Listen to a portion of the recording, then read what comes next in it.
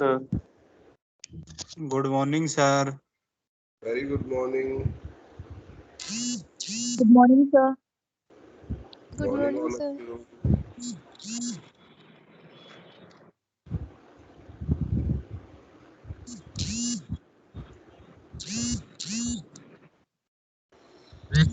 तो friends, let's start.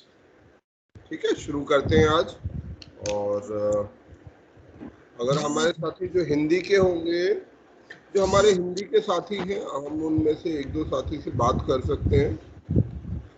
जो हम पढ़ रहे हैं उसको समझने में कोई दिक्कत है? नो सर, समझ में दिक्कत नहीं है सर। समझने में अगर आपको नोट्स का प्रॉब्लम है तो साथ साथ यहाँ पर खोल लीजिए, क्योंकि मतलब अगर मेरे पॉइंट ऑफ व्यू से देखा जाए तो मेरे लिए प्रायोरिटी है हिंदी के स्टूडेंट, क्योंकि हिंदी के स्टूडेंट्स के साथ सारी चीज़ें ठीक नहीं है। परंतु हिंदी के स्टूडेंट्स को ये बात को जरूर समझना है। देखो, ये हिंदी में नोट्स हैं, यहाँ पर इंग्लिश में है।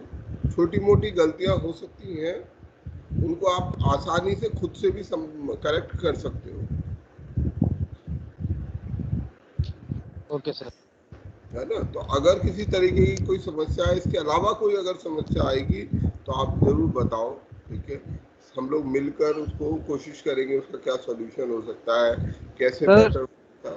हेलो, कल जब मैं नोट्स पढ़ रहा था तो यूनेस्को एशिया पैसिफिक अवार्ड के बारे में वहाँ पर ना सर लाइन कुछ ज़्यादा ही कोलैप्स कर रखी है एक दूसरे के साथ में, वर्ड्स आगे पीछे हैं, तो समझने में बहुत ही मुश्किल होता है। फोटो खींच के भेज दोगे मेरे को?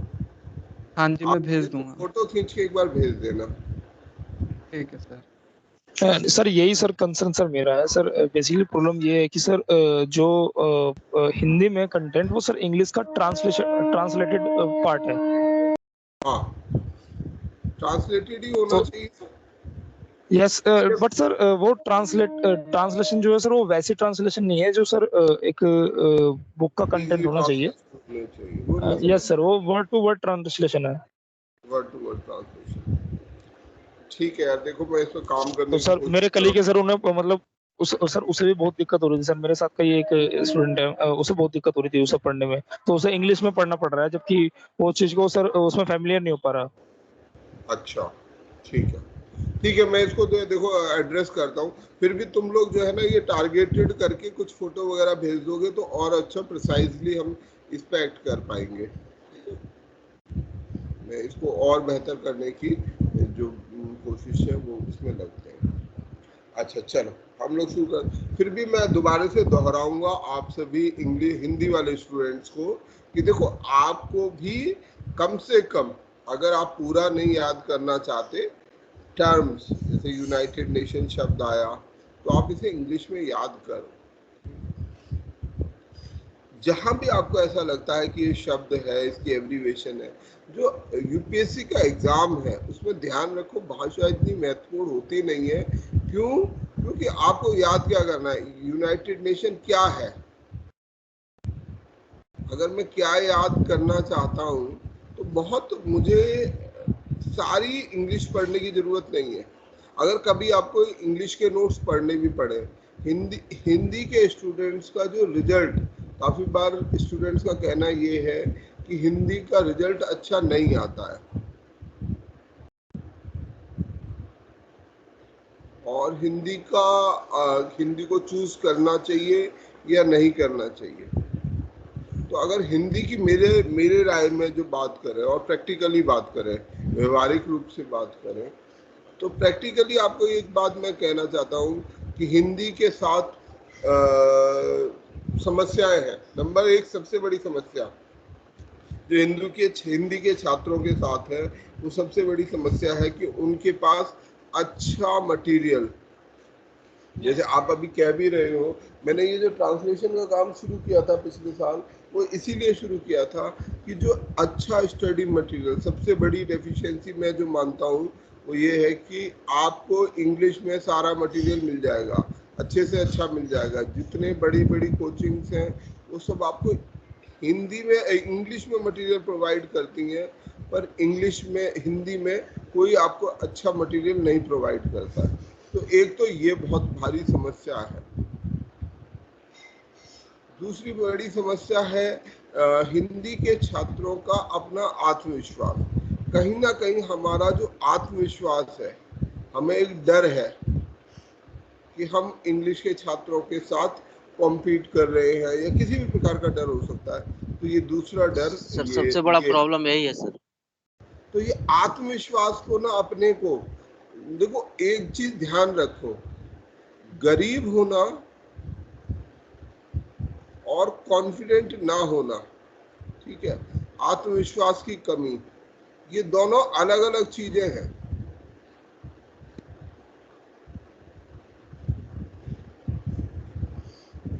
कोई कारण नहीं है, ठीक है, आप गरीब हो सकते हो, वंचित हो सकते हो, आपके पास साधन नहीं हो सकता है, बिल्कुल हो सकता है, परंतु इसका और आत्मविश्वास का कोई संबंध नहीं है। हमारी समस्या ये होती है कि हमें एक चीज दिखाई जाती है, समझाई जाती है कि आप सरकारी स्कूल से पढ़कर आए हो, आप गांव के स्कूल से पढ़ के आए हो, आप अच्छी इंग्लिश बोल नहीं सकते हो, आप सोफिस्टिकेटेड, जैसे गांव भाई आप क्योंकि गरीब परिवार से आते हो, वंचित परिवार से आते हो, तो हो सकता है आपका कपड़ा लत्ता उतना अच्छा ना हो जितना किसी दूसरे व्यक्ति का होगा। पर हम में से सबकी कमी ये हो जाती है, और ये मतलब मैं अपने अनुभव से सिखा रहा हूँ, मैं ये नहीं कह रहा हूँ कि ये समस्या मैंने खुद अपने भीतर भी देखी। कहीं ना कहीं हम ऐसा मान लेते हैं, अगर मेरे पास अच्छा कपड़ा नहीं है, मैं सरकारी स्कूल से पढ़ के आया, तो इसमें ये मेरी कोई कमी नहीं है। मैं ये कहता हूँ कि ये कमी नहीं है। कोई बच्चा अगर गरीब बैकग्राउंड से आया है, पैसा ना होने के पास भी, साधन ना होने के बावजूद भी अगर कोई यहाँ तक पहुंचा है, जब हम लोग मेडिकल कॉलेज में पहुंचे थे तब क्या था, वहां पर फर्क था, वहां पर दो हिस्सा था। कुछ बच्चे ऐसे थे जो अच्छे फैमिली से आते थे, काफी बच्चे ऐसे थे जो अच्छे अच्छे परिवारों से आते थे, उनके माता पिता में से मतलब काफी तो ऐसे थे जिनके माता पिता दोनों ही डॉक्टर थे, कुछ ऐसे थे कि उनके पिताजी या माताजी डॉक्टर थी, और बाकी लोग भी अच्छे अच्छे परिवारों से आते थे, उनकी ठीक ठाक आमदनी होती होगी, वो ठीक अच्छे कपड़े पहनते थे, मतलब नए से कपड़े पहनते थे, उनके पास गाड़ियां भी थी, गाड़ी नहीं थी कम से कम मोटरसाइकिल, उस जमाने में मोटरसाइकिल होना बड़ी बात होती थी, तो हमारे पास साइकिल भी नहीं होती थी।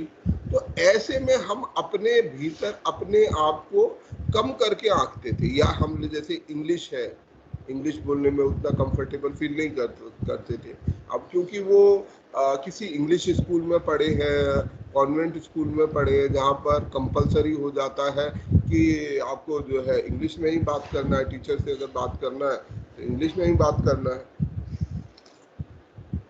हम लोग ऐसे थे कि हम लोग जब छठी में गए तब ABCD सीखा, उससे पहले ABCD भी नहीं जानते थे कि ABCD क्या होता है, मतलब जानते थे ABCD लाइक बहुत बेसिक इंग्लिश जानते थे, उससे ज़्यादा जानते नहीं थे।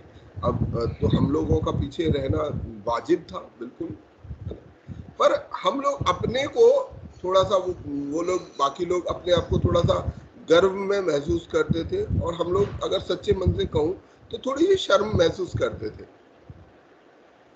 आज जब पीछे जाके सोचता हूँ उस बात को, तो मुझे समझ नहीं आता कि क्यों शर्म महसूस करते थे, क्योंकि सभी महसूस करते थे तो हम भी महसूस करते थे।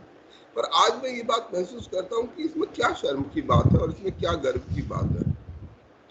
हाँ, उल्टा हो सकता है। हाँ, हम लोग जिस बैकग्राउंड से आते थे, बहुत नई चीजें होती थी, साधन नहीं होते थे, तब मैं ये सोचता हूँ कि हमें शर्म क्यों आनी चाहिए यदि अगर हम सरकारी स्कूल से पढ़कर भी मेडिकल कॉलेज में पहुंच गए, कोई एक पैसे का कोचिंग नहीं किया, हमारे पास एक वो नहीं था कि पिताजी कहीं हमें कोचिंग कराए, कहीं इधर उधर से लाइब्रेरी से नोट्स लिया या कहीं से इधर उधर से खरीद लाए, तो उस नोट से पढ़कर हम पास हो गए, है ना। और वो बच्चे ऐसे हैं जो अच्छी अच्छी कोचिंग्स में, अच्छे स्कूल में पढ़कर पास हुए। मुझे आज ये बात समझ नहीं आती कि हम शर्म क्यों करते थे इस बात में। मुझे लगता है वो तो गर्व की बात नहीं हुई। बिना साधन के, बिना किसी चीज के, इतने अभाव में रहने के बावजूद अगर हम कहीं पहुंच रहे हैं, बस हमारा कपड़ा थोड़ा उतना नया नहीं है, हमारा शायद बोलचाल उतना शहरी टाइप ना हो, तो क्या हो गया? आप में से बताइए, क्या ये शर्म की बात है, गर्व की बात है? नहीं सर, कोई शर्म की बात नहीं है। गर्व की बात है। कोई मैं शर्म की बात ऐसा नहीं है। मानता हूँ कि ये तो बड़े गर्व की बात है कि भाई हम बिना साधन के, बिना किसी चीज के यहाँ तक पहुंच गए, तो हमें तो अपने ऊपर गर्व होना चाहिए। अब ये जो शर्म है, ये ऐसी चीजें जो छोटी छोटी चीजें होती हैं, हम पैसा ज्यादा नहीं खर्चा कर सकते, हमारे पास मोटरसाइकिल नहीं होती थी, बाकी बच्चे उस पर आते थे, फिर गाड़ियां लोग लेने लगते, हम लोग के पास साइकिल नहीं था, तो हम लोग ये अपना आत्मविश्वास जो होता है ना, इस अपने आत्मविश्वास को हम खुद ही किल कर रहे होते हैं।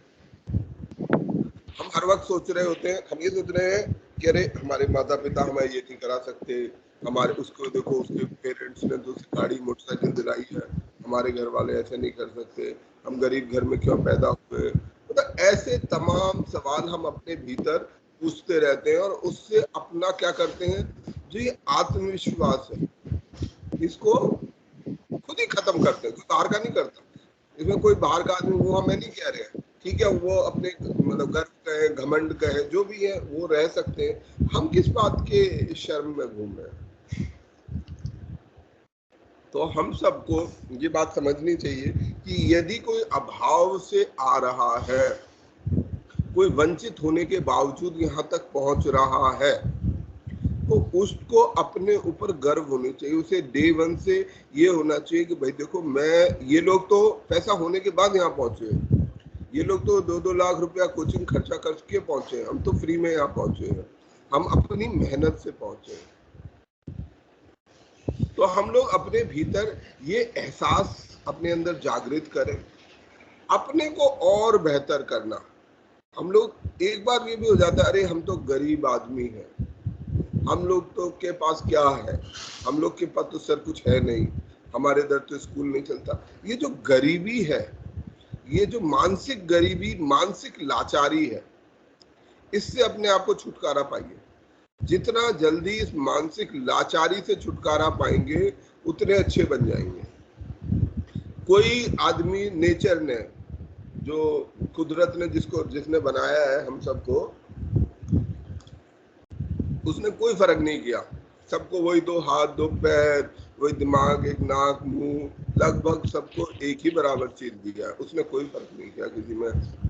वही खून किसी के अंदर भी बहता है, दूसरे के अंदर भी बहता है। परंतु हमारी ये जो समस्या है, हम मान लेते हैं अपने आप को कि हम लाचार हैं। हम कोई लाचार नहीं है।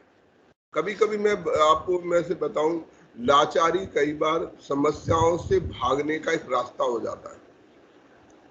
थोड़ी सी दिक्कत आई, पढ़ाई कर रहे हैं, कुछ भी समस्या आई, अरे सर हम बहुत गरीब हैं, हम नहीं कर सकते। ये जो अप्रोच है, ये गलत है। आप अपने जीवन में संकल्प लीजिए, साहब मेरे को तो ये बनना ही बनना है,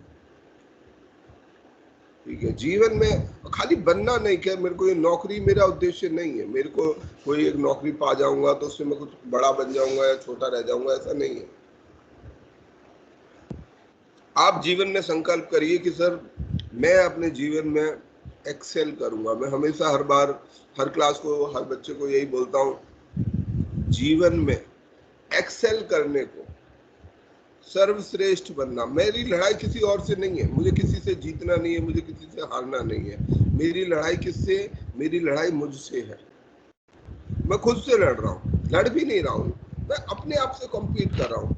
हर रोज मेरा एक संकल्प होना चाहिए कि मैं अपने आप को, जैसा मैं कल था, मैं आज अपने को उससे बेहतर करने की कोशिश करूंगा। कल से मैं आज कुछ अच्छा करूंगा, कुछ नया करूंगा, कुछ नई चीज सीखूंगा। और ये जीवन इतना बड़ा और इतने मौके देता है कि यदि आप हर रोज ये आदत डालो कि सर आज मैंने कुछ नया सीखा, आज मैंने कुछ नई चीज जानी, और ये संकल्प आप जीवन भर बनाए रखो, आपको एक्सेल करने से, सर्वश्रेष्ठ बनने से, श्रेष्ठ बनने से कोई शक्ति रोक नहीं सकती। अगर कोई शक्ति रोक रही है तो वो कौन है शक्ति? वो मैं खुद हूँ। सर मैं खुद। बिल्कुल यस सर सेल्फ। मेरी सबसे बड़ी समस्या मैं खुद हूँ और कोई समस्या नहीं है। हर समस्या का इलाज है। आपके पास पैसे नहीं है, आप किसी से कहेंगे कि साहब मैं पढ़ाई करना चाहता हूँ, मुझे सपोर्ट करिए। मुझे लगता है बहुत लोग हैं जो सपोर्ट कर देंगे, पर वो क्या देखेंगे? उनको आपके अंदर कुछ दिखना चाहिए। टैलेंट। खाली ऐसा नहीं कि वो दया नहीं। कोई देखो, दो तरीके के लोग हैं। एक बच्चा है सिर्फ वो दया ढूंढ रहा है कि कोई मेरे पे दया कर दे, मेहरबानी कर दे, मेरे को कुछ सहायता कर दे। अगर आप ये चीज ढूंढ रहे हो तो आपको कोई नहीं करेगा, परंतु आप अपनी काबिलियत दिखाते हो कि सर मैं ये कर रहा हूँ, मैं साहब मैं ये कर रहा हूँ, ये चीज मैं पाना चाहता हूँ और मैं उसके लिए मेहनत कर रहा हूँ। आपकी मेहनत विजिबल होनी चाहिए। अगर आपकी मेहनत विजिबल है, मेहनत दिखाई दे रही है कि देखो बच्चा कितनी मेहनत कर रहा है, कुछ ना होते हुए भी, मुझे लगता है दुनिया में बहुत ताकत है जो आपको सपोर्ट करेगी, जो आपके साथ खड़ी होगी, कहेगी यार ये लड़का बहुत अच्छा है। हम लोग बहुत अच्छे समय में, मैं आप लोगों को कुछ उदाहरण देना चाहता हूँ। ऑफ द ट्रैक जा रहा हूँ, फिर भी मैं ये प्रिविलेज लेता हूँ क्योंकि ये महत्वपूर्ण बातें हैं। आज हम में से बहुत लोगों को लगता है कि यार हमारे पास तो पैसा नहीं है, हमारे पास साधन नहीं है, तो हम क्या कर सकते हैं। मैं आपको कुछ लोगों की कहानियां बताता हूँ, ठीक है। कुछ को मैं इनमें पर्सनली भी जानता हूँ, मैं इसलिए ये कहानियां सुना रहा हूँ। मैं किसी की इधर उधर की कहानी नहीं सुना रहा हूँ। हमारे एक व्यक्ति हैं, मैं बताऊंगा बाद में वो कौन थे। माता प्रसाद। माता प्रसाद यूपीएससी में, जिसके लिए आप इम्तिहान लिख रहे हैं, उसके चेयरमैन बने, गवर्नर बने। इसके पहले भी ये कैबिनेट सेक्रेटरी, मतलब यूपी में चीफ सेक्रेटरी बने और बहुत सारी चीजें बने। गवर्नर बने, 2-3 स्टेट्स के अंदर में ये गवर्नर बने माता प्रसाद। पी इब्राहिम, ये हमारे आंध्रा के हैं शायद। पी इब्राहिम ये जो है यूनियन पावर सेक्रेटरी, जो पावर का सेक्रेटरी, पावर मिनिस्ट्री में सेक्रेटरी बने। सेक्रेटरी पोस्ट हाईएस्ट लेवल की पोस्ट होती है, इससे ऊपर कोई पोस्ट नहीं होती एक्सेप्ट कैबिनेट सेक्रेटरी। एक हमारे सर हैं, एक इस संस्थान से जुड़े भी हुए हैं, मैं उनकी फोटो भी दिखाता हूँ आपको।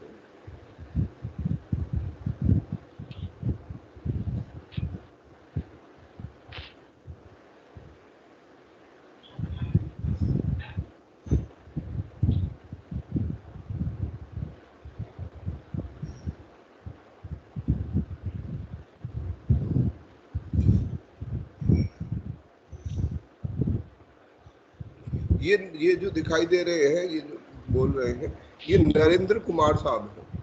1988 बैच के आईएएस ऑफिसर थे, अभी हैं कमिश्नर हैं इलेक्शन कमीशन में, रिटायर हो गए हैं। तो उसके बाद इन्होंने एक असाइनमेंट अपना लिया है। ये 86 बैच के आईएएस ऑफिसर हैं और ऐसे बड़े सारे एग्जाम्पल हो सकते हैं, ठीक है। माता प्रसाद जी आपके इलाहाबाद से आगे एक बहुत छोटा सा गांव है, ठीक है। यहाँ से आते हैं और उन्होंने पढ़ाई की, मेहनत की, बहुत गरीब घर से आते हैं। आप उतना गरीबी सोच नहीं सकते, है ना। ये लोग ऐसे गरीबी में से आए हैं कि इनके माता पिता घास बेचने का काम, घास बेचना समझते हो? आजकल तो कोई बेचता भी नहीं है। हाँ, घास बेचने का काम तो जानता है क्या होता है? घास बेचने का काम, यस सर। हाँ सर। चारा वगैरह जो खिलाने होते। कौन लोग करते हैं घास बेचने का काम? जो गरीब तबके का होते हैं, जो गरीब। आप अपने गांव में सभी गरीब, पर वहां पर भी जो गरीब के अंदर भी गरीब होता है, जो थोड़ा गरीब होता है, उसके बाद अपना मजदूरी होता है, कोई वो स्किल जानता है वो कर लेता है। जिसके पास कुछ नहीं होता है वो आदमी ये घास बेचता है। घास बेचने का काम कैसा होता है कि आप गांव खेत गए, वहां से घास काटा, और क्योंकि उसमें घोड़ा और जानवर इस टाइप के होते थे, तो वहां पर बाजार में जाके घास बेच दिया, और इसकी कोई बहुत कीमत नहीं मिलती, ये ध्यान रखिएगा। घास बेचने से कोई, उस समय भी, जिस भी समय की बात करो, घास बेचने से कोई बहुत पैसा नहीं मिलता, परंतु क्योंकि आप कुछ नहीं कर सकते और एक्सट्रीम टाइप की खाने तक की गरीबी है, उस लेवल की गरीबी में आप पलकर बड़े हुए। इनमें से ये ज्यादातर लोग जिनकी मैं बात कर रहा हूँ, ये इससे जुड़े हुए हैं। नरेंद्र कुमार साहब ने खुद अपने बारे में बताया, ये नरेंद्र कुमार साहब जो है सेकंड टॉपर है। सन 1988 का जो आईएएस एग्जाम हुआ था, उसके सेकंड टॉपर है नरेंद्र कुमार साहब। ये सेकंड टॉपर है। जैसे टीना डा भी अभी कुछ टाइम पहले हाईलाइट हुई थी, अभी नया जमाना है, परंतु उस जमाने में इतना नई चीजें होती थी। तो ये सेकंड टॉपर है, फर्स्ट टॉपर कोई और था, ये सेकंड टॉपर है आईएएस के एग्जाम के। ऐसे बड़े सारे उदाहरण हैं जो लोग बहुत मामूली सी बैकग्राउंड से उठकर बहुत अच्छे स्तर पर गए। तो अगर ये लोग, नरेंद्र कुमार साहब ने खुद बताया कि ये लोग के पास न, इनके पास काम नहीं था, घर में गरीबी थी, करोल बाग इधर इलाके में रहते थे, तो क्या करते थे, इनके अखबार खरीदने का भाई पैसा नहीं था। अखबार खरीदने के लिए पैसा चाहिए भाई, 2 रुपए का अखबार आता है, ज्यादा महंगा नहीं आता पर आता ही है।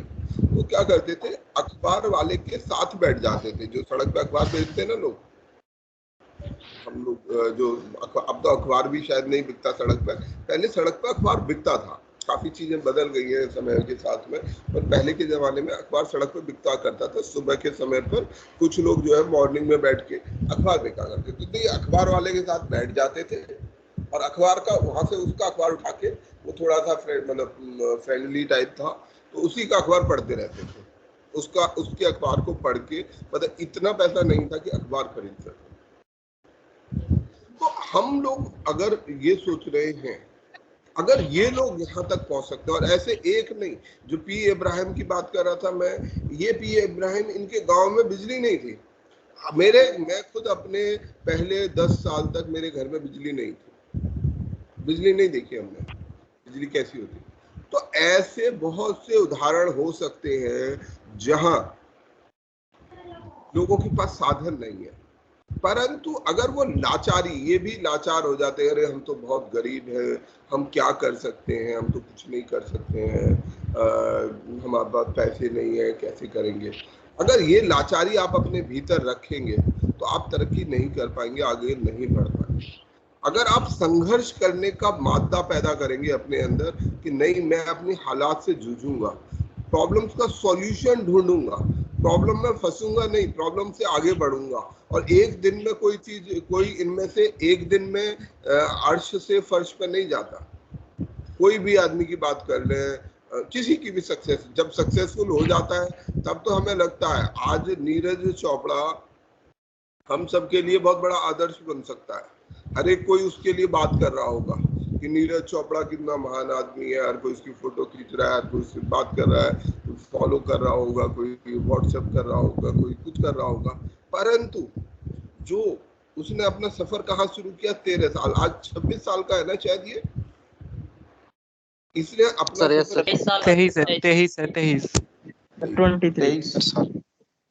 13 साल की उम्र से उसने अपना संघर्ष शुरू किया, 10 साल तक संघर्ष किया, 10 इयर्स।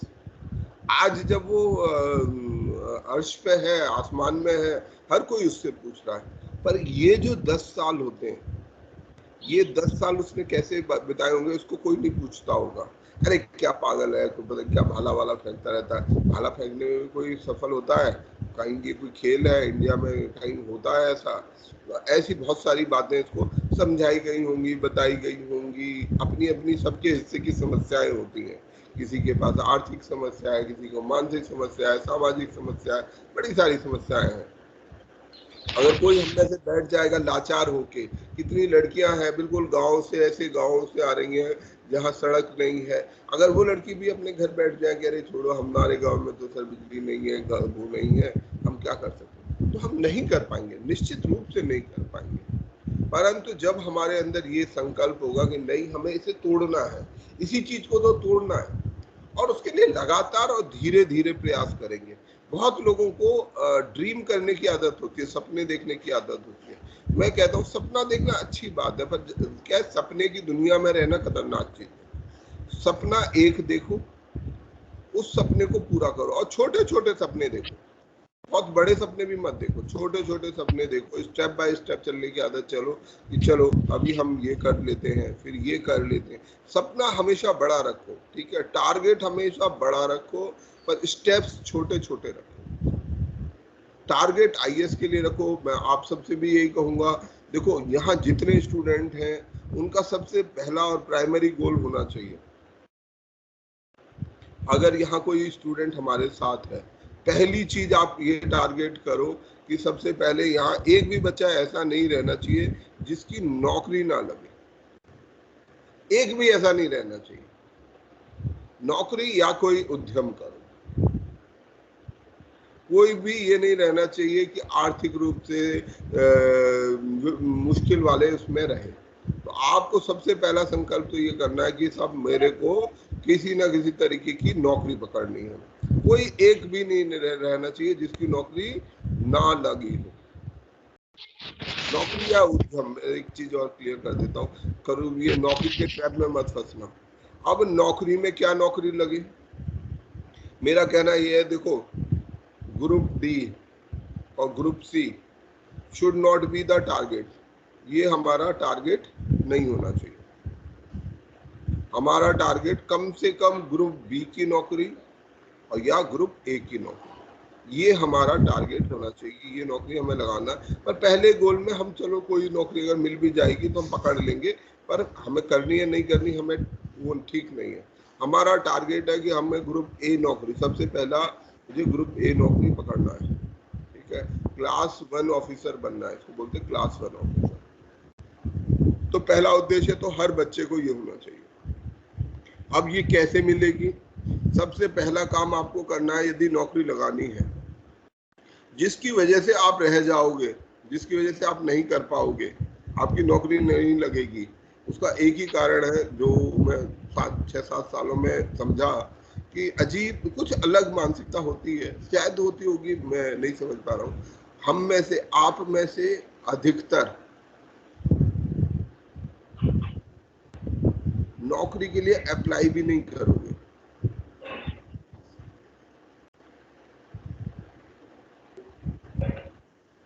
और अगर आप नौकरी के लिए अप्लाई नहीं करोगे, मैंने जो ऐप दिखाया था, मैंने बोला है कि भाई इसमें एक मॉड्यूल बनाओ, कौन स्टूडेंट कितने फॉर्म भर रहा है। मैं हर साल क्लास में बच्चों को पूछता रहता हूँ कौन स्टूडेंट कितने फॉर्म भर रहा है, ये मैंने मॉड्यूल उसमें डालने को बोला है,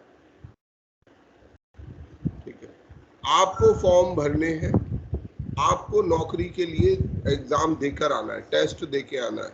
हर स्टूडेंट कम से कम 20 टेस्ट, 25 दो और अच्छी बात है, 20 से 30 टेस्ट साल के अंदर में देगा। जो भी फॉर्म निकल रहा है आपको उसे भरना है और उसे दे के आना है, चाहे वो दिल्ली हो, चाहे वो आपके घर से 50 किलोमीटर दूर हो, चाहे 500 किलोमीटर दूर हो, आपको जाना है और वो टेस्ट देना है। आप अगर नहीं देंगे तो कोचिंग में आप वेलकम नहीं है। कोचिंग में वही वेलकम है जो अपने लिए आपको पढ़ना है, पर पढ़ने के अलावा खाली आपको मुझे कागजी घोड़ा नहीं बनाना जिसको बहुत कुछ पता है, मुझे ऐसे व्यक्ति का कोई फायदा नहीं। मुझे आपको असली घोड़ा बनाना है जो दौड़ भी सकता है और रेस में पार्टिसिपेट कर सकता है। ज्यादातर लोगों का प्रॉब्लम है वो दौड़ तो अच्छा सकते हैं, पर जब बात आएगी कंपटीशन की, रेस की, तो कहेंगे नहीं नहीं सर हम नहीं कर सकते, अभी हमारी तैयारी पूरी नहीं है, अभी हमें तैयारी करनी है। देखो किसी की भी तैयारी कभी पूरी नहीं होती। एग्जाम की कोई भी तैयारी, कोई भी किसी भी बच्चे को अगर ऑप्शन दे दी जाए कि आप पूरी तरह से तैयारी कर लो तब एग्जाम देना, कभी तैयारी नहीं होगी, कभी नहीं हो सकती है तैयारी। तो आपको क्या करना है, सारे एग्जाम देने हैं, जितने एग्जाम आप एलिजिबल हो आपको देना है। मुझे बताना भी है कि सर हमने ये एग्जाम दिया, ठीक है, और फिर उसका रिजल्ट बताना है। टारगेट आपको अपना रखना है कि मुझे यहाँ पहुंचना है।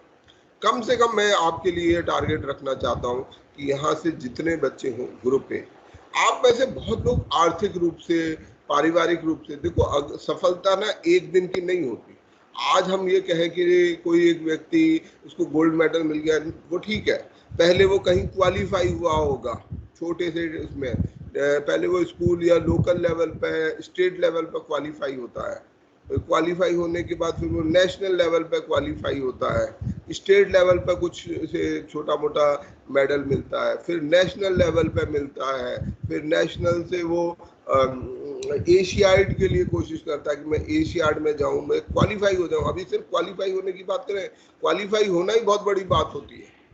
फिर एशियाड में खेलता है, फिर एशियाड में उसे कुछ मेडल मिलता है, फिर वो ओलंपिक के लिए क्वालिफाई होता है, फिर ओलंपिक के क्वालिफाई होने के बाद फिर वो ओलंपिक में फाइट करता है और फिर फाइनली वो मेडल जीतता है। तो ऐसा नहीं होता कि कोई भी बच्चा ये सोचे कि आज सुबह मैंने पढ़ना शुरू किया और मैं अगले दिन जो है IAS बन के उस तरफ से निकल आया, ऐसा नहीं होगा। ये आपको ये जो प्रोसेस है ये आपको भाग लेना ही पड़ेगा। आप एक एक एग्जाम दोगे, आप IAS का दोगे, उसमें आपका प्री क्लियर नहीं होगा, फिर दोबारा दोगे, तो ऐसे में अब अगर मैंने आपको ये बोला ये सफर 4 से 5 साल चल जाएगा, अगर ये 4 से 5 साल चलेगा और आपको भाई आर्थिक रूप से समस्या आएंगी तो आप बीच में चकमा खा जाओगे, आप बीच में छोड़ जाओगे, ज्यादातर लोग छोड़ जाओगे। तैयारी जितनी शुरू कर रहे हो आप में से, मैं अधिकांश के बारे में दावा कर सकता हूँ कि आप 6 महीने बाद आप में से बहुत लोग नहीं दिखाई दोगे, आधे रह जाओगे 6 महीने बाद। आप देख लेना, मैं जो प्रेडिक्ट कर रहा हूँ, अब 6 महीने बाद दिसंबर तक देखना कि कितने लोग हमारे टिकते हैं। वो खैर आपको अपने ऊपर आपको आत्मविश्वास होना चाहिए, आपके अंदर लड़ने की क्षमता होनी चाहिए। मैं ये कहता हूँ कि भाई आप अपने लिए अगर आर्थिक रूप से, अब मेरे को देखो ग्रुप C या ग्रुप B की नौकरी करना मेरा टारगेट नहीं है, ठीक, पर मेरा टारगेट अगर मुझे कोई सफलता मिलती है, मुझे कोई एक छोटी सफलता भी मिलती है, तो मुझे क्या होगा, मान लीजिए मैं क्लर्क ग्रेड का एग्जाम पास कर गया, तो मुझे क्या होगा, सबसे पहली चीज मेरा कॉन्फिडेंस। कॉन्फिडेंस हवा से नहीं बनता, ये ध्यान रखना, कॉन्फिडेंस हवा से नहीं बनता, कॉन्फिडेंस सक्सेस से बनता है। मेरा अपना अब तक का अनुभव ये बताता है कि हमारी सफलता ही हमें सक्सेस कॉन्फिडेंट बनाती है। और अगर आप बड़े बड़े टारगेट लोगे, आपने टारगेट ही ले लिया कि नहीं मैंने पहले अटेम्प्ट में IAS करना है, तो आप अपने सबसे ज्यादा नुकसान अपने कॉन्फिडेंस के साथ करोगे। आप पास हो नहीं पाओगे, कोई लेवल क्लियर नहीं कर पाओगे, और फिर आपको लगेगा अरे मेरा तो कुछ हुआ ही नहीं, मैं तो कुछ कर ही नहीं सकता। फिर बैठ के डिप्रेशन में जाने की कोशिश करोगे कि अब मैं डिप्रेस हो जाता हूँ, हर आदमी को ये दिखाता हूँ कि देखो मैं कितना दुखी हूँ, कितना परेशान हूँ। आप डिप्रेस नहीं है, आप क्या है, लोगों से सिंपैथी ढूंढ रहे हैं कि कोई लोग आए और मेरे पर दया दिखाएं कि देखो ये लड़का कितना अच्छा है, लड़की कितनी अच्छी है, पर आप चीजों से संघर्ष नहीं कर रहे हैं। तो आपको यहाँ से संघर्ष करना शुरू करना पड़ेगा, आपको अपने कॉन्फिडेंस को बिल्ड करना पड़ेगा। पिछले साल के बैच में एक बच्चा है, बहुत इंटरेस्टिंग है, मतलब जो पुराने बच्चों के अलावा, वो लड़का केवल अब शायद किसका हो गया होगा, जब आया था तो 19 साल का था, प्रतापगढ़ के एक बहुत छोटे गांव में, जिस तरीके की हालात में बता रहा हूँ, हमारा जो ईस्टर्न यूपी है वो और ज्यादा गरीबी है, काफी ज्यादा अच्छी खासी गरीबी है, यहाँ से आता है और बहुत गरीब है, but intelligent, no doubt intelligent. पिछली बार उसने अपने एक कांस्टेबल का एग्जाम निकाल लिया, फायर फाइटर का कुछ एग्जाम निकाल लिया, एक और निकाल लिया, इतनी ही एज में। अब आज उस लड़के का कॉन्फिडेंस इतना है, उसने ज्वाइन भी कर लिया क्योंकि उसकी आर्थिक स्थिति ऐसी है कि उसको जरूरत है, उसने ज्वाइन भी किया। परंतु मैं उसको ये जानता हूँ कि वो अपने जीवन में, आप लोग भी साक्षी रहेंगे कि वो अपने जीवन में कुछ अच्छा कर पाएगा। क्यों कर पाएगा? आज उसका जो कॉन्फिडेंस है वो कहीं ज्यादा है। हो सकता है बहुत आप में से होशियार हो, कहे कि नहीं नहीं कांस्टेबल की बहुत ठीक बात है, जिसको जरूरत ना हो वो ना भी करे, परंतु आपको एग्जाम लिखना चाहिए, उसे पास करना चाहिए। पास करने से, एग्जाम के पास कर लेने से, जैसे मैंने बताया था ना, अगर आप स्टेट लेवल क्वालिफाई कर ले तो स्टेट में मेडल मिल गया, स्टेट में कंपटीशन बहुत छोटा होगा, पर अगर आपने स्टेट क्वालिफाई किया और मेडल मिला तो आपका कॉन्फिडेंस ऊपर चला गया। उसके बाद फिर आपने सोचा नहीं यार अब नेशनल करना है, नेशनल में जाना है, नेशनल में भी आपको जैसे जैसे आपको मेडल मिलता जाएगा, आप क्वालिफाई करते जाओगे, आपका कॉन्फिडेंस बिल्ड इन होगा और धीरे धीरे किसी दिन आप ओलंपिक भी पहुंच जाओगे, ओलंपिक भी जीतोगे अगर लगे रहोगे तो।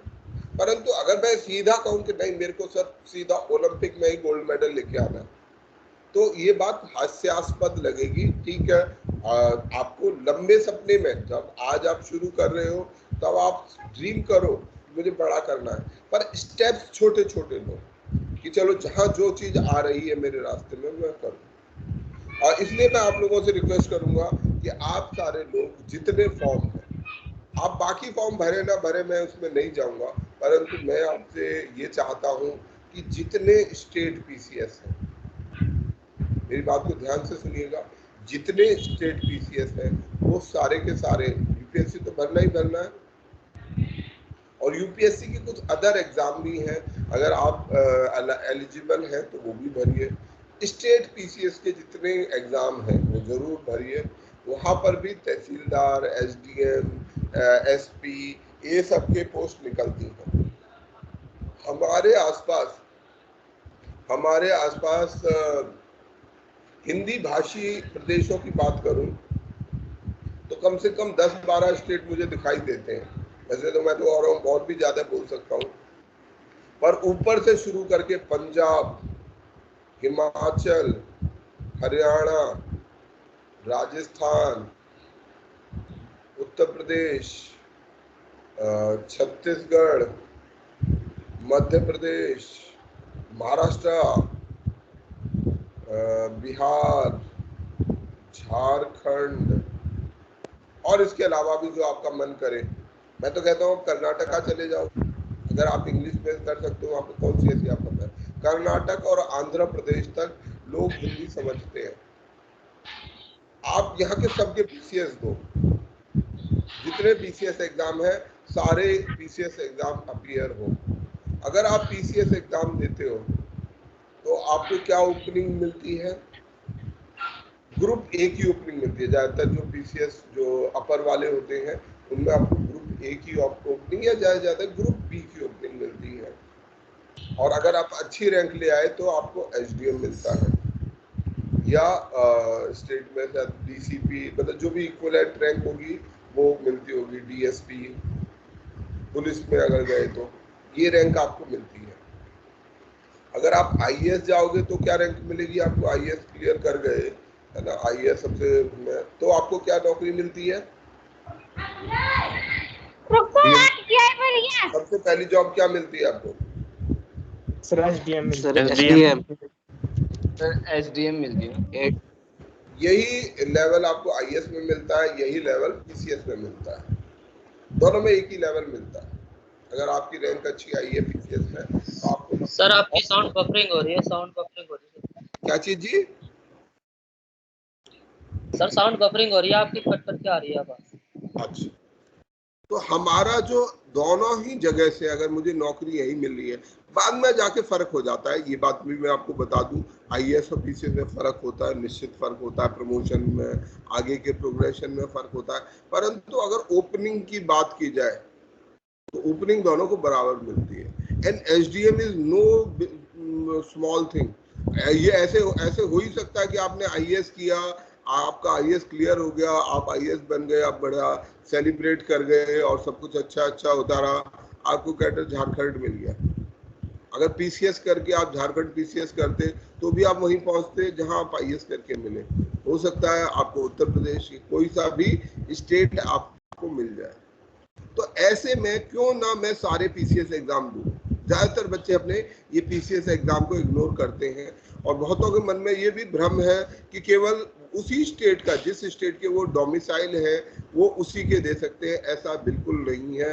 आप सभी स्टेट के, सभी राज्यों के पीसीएस एग्जाम दे सकते हैं, कोई इसमें वो नहीं है। ये हमारा कॉन्स्टिट्यूशनल अधिकार है। आप सभी राज्यों के, केरल के और तमिलनाडु के भी दे सकते हो अगर आप लिख सकते हो तो मैं आपसे सभी से ये रिक्वेस्ट करूंगा, जब पढ़ाई कर ही रहे हो, तैयारी कर ही रहे हो, तो पार्टिसिपेट करने से क्यों घबराते हो? और मैं आप लोगों का एक रिकॉर्ड भी रखूंगा कि आप लोग कितने पार्टिसिपेट कर रहे हो। तो इसलिए मैं ये बात आपको शुरुआत में ही कह देना चाह रहा हूँ कि हाँ, आपके लिए बहुत आवश्यक है। खाली यहाँ पर आए और पढ़ाई करी, घर में बता दिया कि जी हम आईएएस की तैयारी कर रहे हैं, रिश्तेदारी में बता दिया आईएएस की तैयारी कर रहे हैं, इससे यहाँ पर काम नहीं चलेगा। Deep coaching is a different idea, ठीक है, it's all together a different idea, it's a different approach. ये सोच का नया तरीका है। तो अगर आप नई चीज नहीं सोच सकते या घर में आपको लगता है कि आप कहानियां सुना के काम चला सकते हो, आपका काम कम से कम कोचिंग में नहीं चल सकता है। तो अगर आपको लगता है कि आप नहीं कर पाओगे, छोड़ दो, बेहतर है छोड़ दो। और साथ साथ ये भी मैं एक और चीज ऐड कर दूं, आपको जो है ये जितना चैप्टर आप पढ़ रहे हो, डेली बेसिस पे आपको कुछ टेस्ट रहेगा। वो टेस्ट चल नहीं पाया, कल तक चलना चाहिए था पर वो चल नहीं पाया, कुछ इशू आ रहा है उसमें।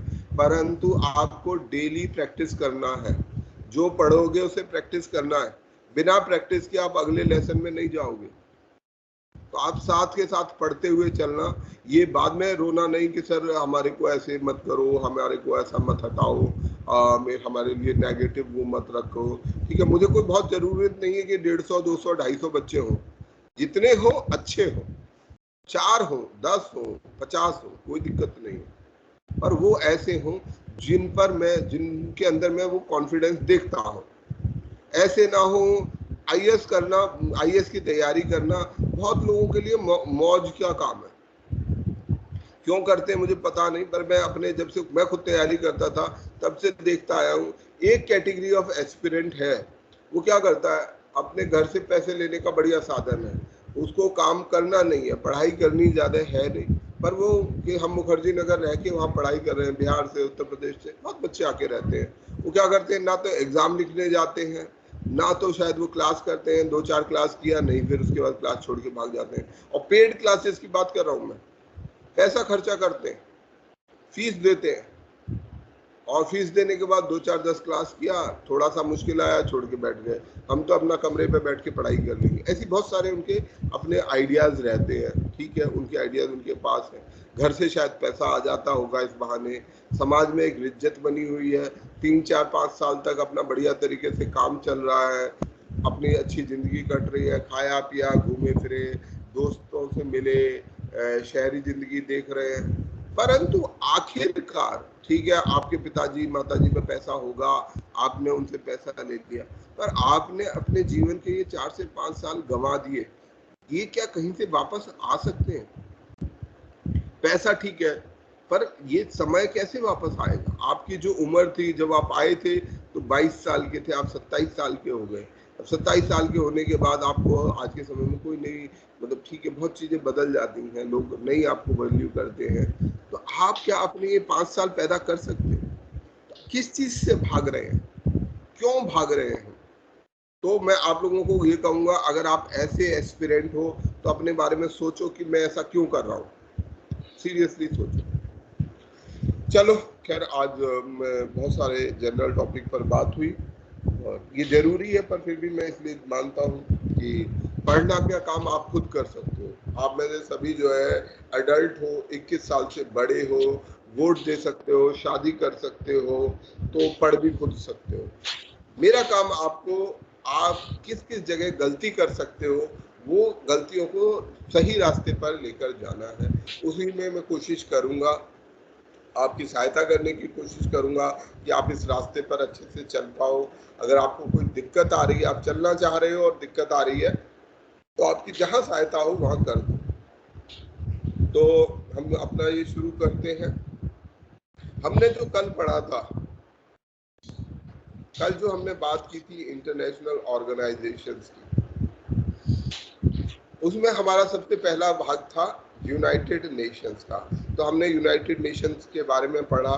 हम खाली कुछ कुछ पॉइंट्स इसके याद करते जाएंगे और आगे बढ़ते जाएंगे। ये यूनाइटेड नेशन है, 1945 में बनाया गया, हेडक्वार्टर न्यूयॉर्क है। इससे प्रीवियस संगठन लीग ऑफ नेशन था, जो ट्रीटी ऑफ वर्साई के बाद में बनाया गया। ट्रीटी ऑफ वर्साई की सिग्निफिकेंस क्या है? ट्रीटी ऑफ वर्साई 1919 में पहले विश्व युद्ध के बाद, फर्स्ट वर्ल्ड वॉर के बाद में आयोजित एक ट्रीटी थी, एक संधि थी, और इसमें जर्मनी और जो हारे हुए देश थे उनके ऊपर काफी गंभीर कॉस्ट लगाई गई, कीमत लगाई गई, उनसे कीमत वसूली गई, जो उनके लिए कीमत तो थी पर अपमानजनक ज्यादा थी। तो उस अपमानजनक ट्रीटी के कारण, उस इंसल्ट के कारण जर्मनी के अंदर और जो अन्य देश, जो हारे हुए देश थे, उनके अंदर एक भावना पैदा हुई, और जिसने आगे आने वाले समय में विश्व युद्ध 2 को पैदा किया था। तो इसलिए इस समय पर यह ध्यान रखा गया कि भाई ऐसे संधि ना की जाए। चीजें, अगर हमें परमानेंट पीस की बात करनी है, अपने आप को विश्व युद्ध से बचाना है, तो हमें अपने हारे हुए देशों का, जो जीते हैं उनका तो ठीक है, पर जो हार गए हैं उनका सम्मान, उनको कम से कम अपमानित नहीं करना है। ठीक है, हार गए लोगों को अपमान से बचाना है, क्योंकि ये अपमान सम्मान बहुत फर्क कर देता है। लड़ाई झगड़े का एक बड़ा कारण अपमान सम्मान है। तो इसका हमें ध्यान रखना है। किसी का माइक्रोफोन ऑन है, काइंडली उसे बंद कर दें, माइक्रोफोन बंद कर दीजिएगा। इसके मेन ऑर्गन क्या क्या है, काइंडली कोई हमारे रिपीट करेगा, क्या क्या मेन ऑर्गन्स हैं? UNGA, UNSC, UNESCO, UN, इकोसोक। Organ और अच्छा, ऑर्गन में GA आएगा, SC आएगा, general assembly, trusteeship council, IGC आएगा, सर UNGA, सर UNGA, और IJC भी होगा सर, ICJ, मैं कंफ्यूज हो गया। यूनाइटेड नेशन जो संयुक्त राष्ट्र है, ICJ सर, मौलिक हिस्से हैं। वो मौलिक हिस्से क्या है? जो ऑर्गन्स हैं। ठीक है, थैंक यू। उसके जो ऑर्गन्स हैं वो क्या है? नंबर 1 उसका पहला ऑर्गन है हमारा जनरल असेंबली। ठीक है, जो मौलिक, जो फंडामेंटल बॉडी है, जो उसकी सभा, ट्रस्टीशिप काउंसिल भी है ना, यूनाइटेड नेशन। ठीक है, आप लोग, थैंक यू। जनरल असेंबली उसका सबसे बेसिक एक ऑर्गन है। जनरल असेंबली में हमने सभी को बराबर की हिस्सेदारी दी है। जितने देश हैं सबको बराबर का वोट मिलता है। तो एक बेसिक बॉडी का एक बेसिक ऑर्गन जनरल असेंबली है। दूसरा है united nation security council. Security council functional body है। ठीक है, ऐसी बॉडी है जो उसके जो डिसीजंस हैं, यूनाइटेड नेशंस का जो इम्प्लीमेंटिंग हिस्सा है, जो फैसलों को लागू करता है, वो हिस्सा कहलाता है, वो हिस्सा कहलाता है हमारा United nation security council.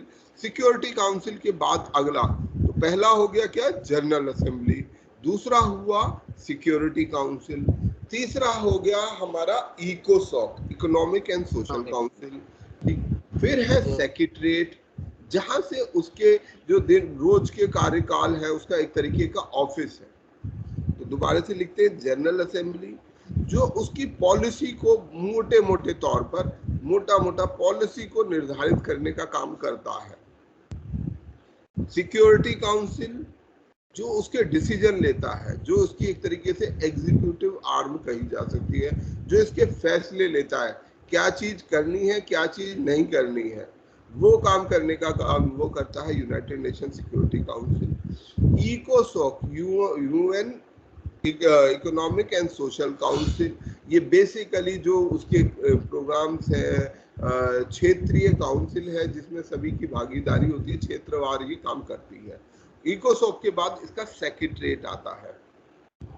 Secretariat में क्या काम होता है? जो सेक्रेटरी जनरल होता है, बेसिकली जो ऑफिस है इसका स्टाफ है वो, क्योंकि बहुत सारे ऐसे काम हैं जो रोजमर्रा के काम है, ये फाइल जानी है, वो फाइल आनी है, वहाँ पर ये चीज भिजवानी है, वहाँ से ये चीज मंगवानी है, ऐसे जितने जो ऑफिशियल वर्क है वो काम करने का सेक्रेटरीट करता है।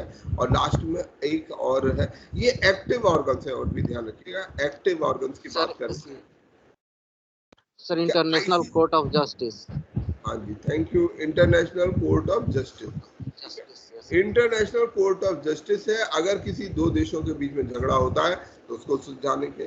इसके अलावा एक है ट्रस्टीशिप काउंसिल, ये अभी डिफंक्ट है, काम नहीं करती है ज़्यादा इसके पास।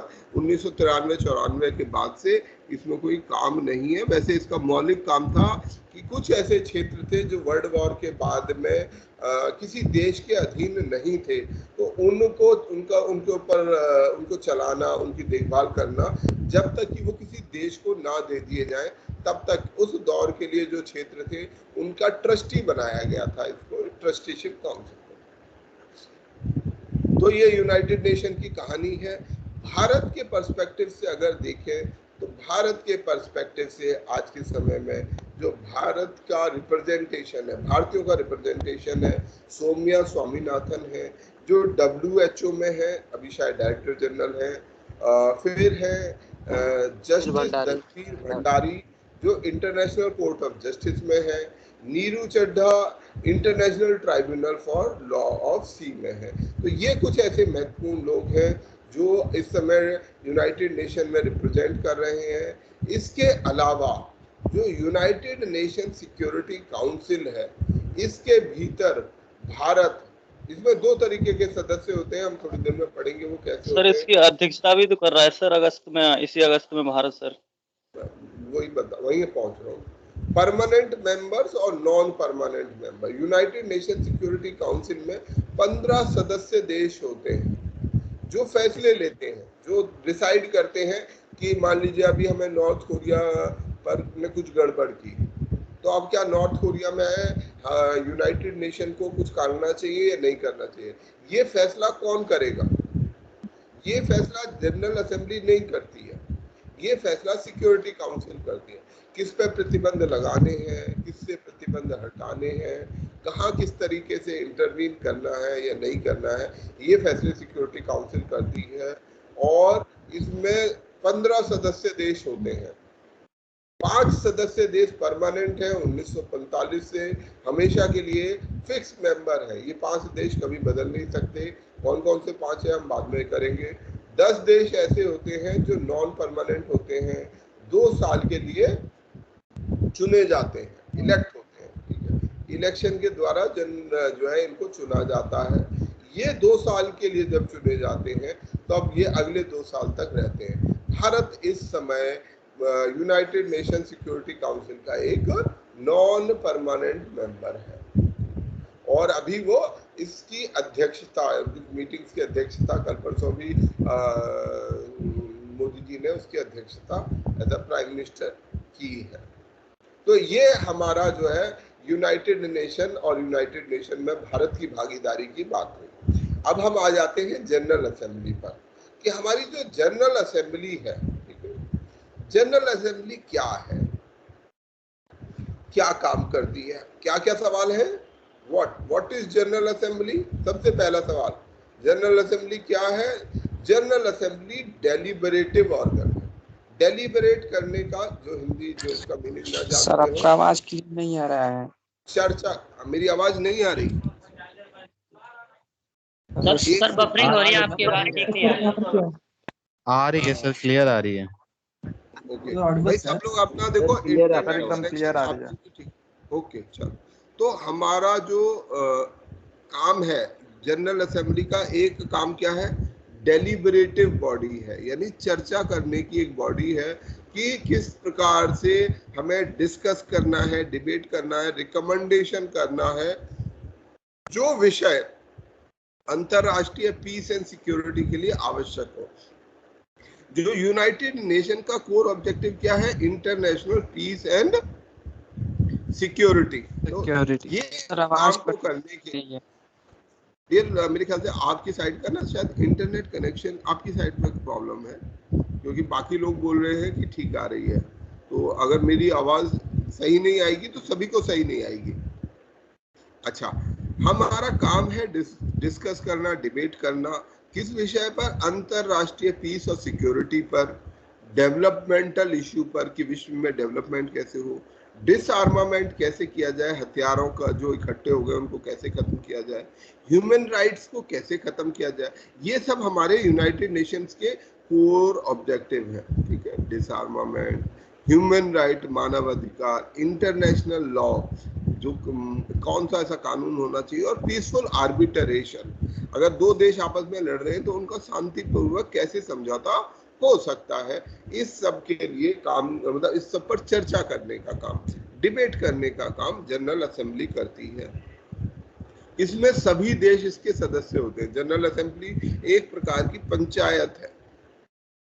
गांव में पंचायत होती है तो जितने भी गांव वासी हैं वो उस पंचायत के सदस्य हो जाते हैं।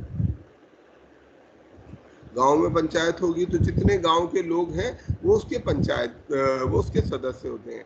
ऐसे ही इस पंचायत में, जनरल असेंबली में सभी देश, जितने भी उसके मेंबर स्टेट्स हैं, वो सभी उसके सदस्य होते हैं और उनको वोट देने का अधिकार होता है।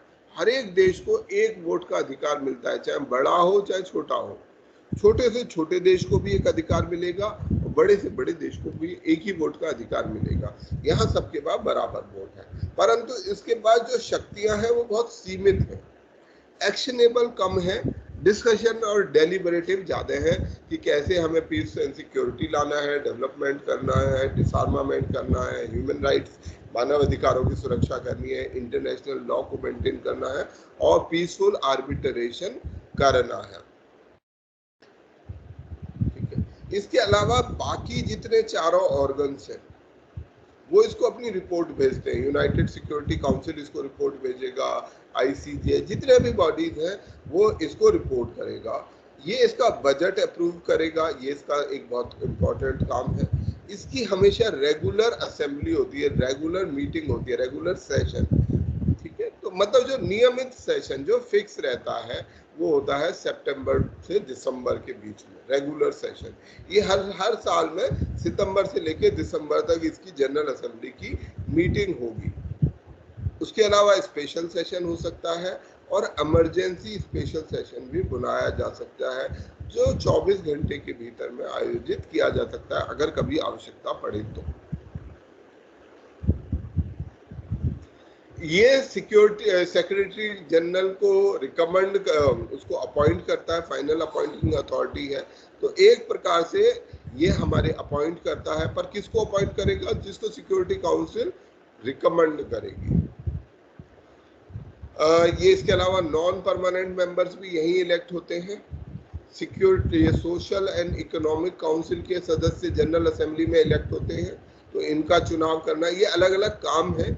आपको इनके कामों का याद रखना है कि कौन कौन से काम जनरल असेंबली के द्वारा किए जाते हैं। इसके अलावा जजेस को इलेक्ट करता है ये इंटरनेशनल कोर्ट ऑफ जस्टिस के। 193 इसके सदस्य देश हैं। सदस्यों की संख्या एक आध घट बढ़ जाती है तो उस पर थोड़ा सा नजर रखे तो ठीक है, वैसे कोई बहुत फर्क पड़ता नहीं है। ऐसे सवाल यूपीएससी में आम तौर पर नहीं पूछे जाते। यूपीएससी आपको फैक्चुअल सवाल, थोड़े से बेसिक फैक्चुअल सवाल कम पूछता है। अगर यूपीएससी को पूछना होता है तो आपसे कंसेप्चुअल सवाल ज्यादा पूछेगा कि जनरल असेंबली और सिक्योरिटी काउंसिल के काम में क्या क्या फर्क है, वो इस तरीके का सवाल पूछ सकता है। तो आपको पता रहना चाहिए कि जनरल असेंबली क्या क्या काम करता है। जनरल असेंबली बजट को अप्रूव करता है, जनरल असेंबली सेक्रेटरी जनरल की अपॉइंटमेंट करता है जिनको सिक्योरिटी काउंसिल द्वारा रिकमेंड किया जाता है, जनरल असेंबली मेंबर्स के इलेक्शन करता है, चाहे वो हमारे non permanent member security council के हैं, इकोसॉक के मेंबर्स हैं, इंटरनेशनल कोर्ट ऑफ जस्टिस के जजेस का सिलेक्शन करता है, सेक्रेटरी जनरल का अपॉइंटमेंट करता है, उन्होंने बता दिया आपको। तो ये सारे काम हमारी जनरल असेंबली करती है यूनाइटेड नेशन की। तो सबसे बड़ी बॉडी जो होती है यूनाइटेड नेशन की, संयुक्त राष्ट्र की, वो है हमारी जनरल असेंबली।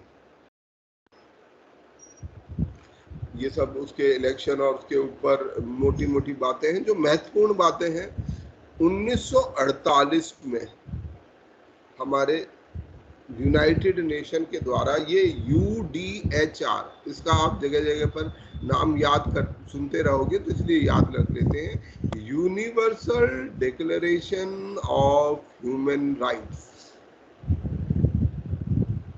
मानव अधिकारों की, ठीक है, मानव अधिकारों की यूनिवर्सल सार्वभौमिक घोषणा, है ना, ऐसी कुछ हिंदी बनेगी। इसकी अर्थ ये है कि कुछ ऐसे ह्यूमन राइट्स हैं जो ऐसे मानव अधिकार हैं, कौन से मानव अधिकारों की बात कर रहे हैं हम, जो यूनिवर्सली सबको उपलब्ध होने चाहिए। हर देश के अंदर हर देश को कुछ बुनियादी अधिकार रखने होंगे जो हर व्यक्ति को, मतलब चाहे कोई भी व्यक्ति हो, उस पर, छोटा देश हो, बड़ा देश हो, डेमोक्रेटिक हो, मोनार्कियल हो, कुछ भी हो, वहां पर कम से कम वहां के इंसानों को, वहां के मानवों को कुछ बुनियादी अधिकार हासिल होंगे। इनमें से काफी अधिकार हमारे फंडामेंटल राइट्स में भी मेंशन होते हैं, और इस डिक्लेरेशन को, ये कलेक्टिव डिक्लेरेशन है, सबने ये सहमति दी है कि हाँ जी, हम अपने नागरिकों को ये अधिकार कम से कम जरूर देंगे। ये घोषणा 1948 में की गई थी। फिर एक ये इनिशिएटिव है, ये बहुत महत्वपूर्ण है, तो सभी याद कर लीजिए, लिख लीजिए। 1950 में इसने यूनाइटिंग फॉर पीस, जो सिक्योरिटी, ये जो हमारा यूनाइटेड नेशन है, उसने uniting for piece general assembly ने ये लिया। क्यों लिया 1950 में? क्योंकि 1950 में सिविल कोल्ड वॉर के हालात पैदा होने लगे थे, दुनिया दो हिस्सों में बंटने लगी थी। कोल्ड वॉर का आपको आइडिया है, मैं बार बार इंटरनेशनल में पढ़ाते समय कोल्ड वॉर का जिक्र करता रहूंगा, शीत युद्ध का जिक्र करता रहूंगा। अगर मैंने ना बताया हो तो मैं आपको एक बार बता देता हूँ, पर एक बार बताकर आपको याद रहना चाहिए। मैंने अभी तक ये डिस्कस किया है कि शीत युद्ध नहीं, शीत युद्ध बता देता हूँ यहीं पर, इसी पॉइंट पर आप इसे नोट कर लीजिएगा, याद कर लीजिएगा, क्योंकि ये आगे आने वाले समय में बहुत, क्योंकि इंटरनेशनल या किसी भी चीज का एक कॉन्टेक्स्ट होता है। तो यूनाइटेड नेशन क्यों बना, कैसे बना, और ये कोल्ड वॉर क्या था, उसने जो जो कदम उठाए वो क्यों उठाए, वो हिस्टोरिकल रीजन से, ठीक है, हिस्टोरिकल रीजन से, ऐतिहासिक कारणों से वो तय होता है। तो हमारा जो कोल्ड वॉर है, मैं ऐसा करता हूँ अभी के समय में आपसे आधे घंटे इस चीज को, इसको यहीं छोड़कर मैं इस टॉपिक पर ही बात करता हूँ कि हमारे वर्ल्ड की हिस्ट्री क्या रही, क्योंकि तभी हम इसको समझ पाएंगे। थोड़ा सा कर लेते हैं, क्योंकि ये हर जगह मुझे काम पड़ेगी, जरूरत पड़ेगी। दुनिया की इतिहास जानना बहुत जरूरी है, खास तौर में इन सालों का इतिहास। अपने आप को म्यूट रखिएगा प्लीज, जब तक मैं ना बोलूं आप अनम्यूट मत करिए। अगर आप अनम्यूट करेंगे तो मैंने आपसे पहले चर्चा की है कि I will be forced to take action, I don't like to take action. मुझे नहीं बिल्कुल पसंद है कि किसी के साथ कुछ ऐसा किया जाए, किसी को पनिश करना मेरे आइडिया में सही नहीं होता है, परंतु एक सिस्टम बनाने के लिए हमें कभी कभी नियम लागू करने पड़ते हैं, और वो नियम कोई उसे पनिशमेंट, सजा के तौर पर देख सकता है, परंतु वो मेरे नियम को लागू करना, नियम बनाए रखने का एक प्रयास होगा। तो हम इतिहास की बात कर लेते हैं, वर्ल्ड हिस्ट्री की थोड़ी सी बात कर लेते हैं, क्योंकि वर्ल्ड हिस्ट्री हमारे लिए टच करती रहेगी। यहाँ पर मैं वर्ल्ड हिस्ट्री पर थोड़ी सी चर्चा कर लेता हूँ। सारा वर्ल्ड हिस्ट्री तो नहीं पढ़ूंगा, पर मोटे मोटे इवेंट्स जिसको ना पता हो उसकी जानकारी के लिए सन 1920वीं शताब्दी से शुरू कर करूंगा। 20वीं शताब्दी का मतलब क्या होता है? जब हम लिखते हैं 20वीं शताब्दी, अभी हम 21वीं शताब्दी में हैं, एक बहुत कंफ्यूज कर देता है ये 20वीं शताब्दी टर्म। 20वीं शताब्दी का मतलब होता है 1900 वर्ष से आगे। 20वीं शताब्दी का मतलब है 1900 से लेके 1999 तक। ये जो समय पीरियड होता है ये कहलाएगा 20वीं सेंचुरी। एक्चुअली ये 20 आ जाता है तो बहुत बार हमारी इच्छा ये हो जाएगी कि 2000, ये गलत होता है। 20वीं सदी का मतलब होता है 1900 से लेके, और 21वीं सदी का मतलब है 2000 से लेके 2099 तक। तो ये हमारे को जब हम सालों की बात करेंगे या सेंचुरीज की बात करेंगे तब याद समझ होनी चाहिए। तो हम कर रहे हैं बात किसकी? हम 20वीं शताब्दी में जो नए नए चेंजेस आए, यानी कि सन 1900 के बाद क्या क्या बदलाव आए विश्व के इतिहास में। जब इस समय के इतिहास की बात करें तो सन 1900 साम्राज्यवाद का दौर था। आज से 100 साल या 120 साल पहले दुनिया में जबरदस्त तरीके से साम्राज्यवाद, या उसको इंग्लिश में हम बोलते हैं एम्पेरियलिज्म, कॉलोनियलिज्म, ठीक है, उपनिवेशवाद का दौर चल रहा था। कॉलोनियलिज्म या इंपीरियलिज्म, साम्राज्यवाद या उपनिवेशवाद का ये दौर था। इस दौर में, इस समय पर सबसे बड़ी शक्ति होता था ब्रिटेन, जिसके अधीन भारत, जिसके अधीन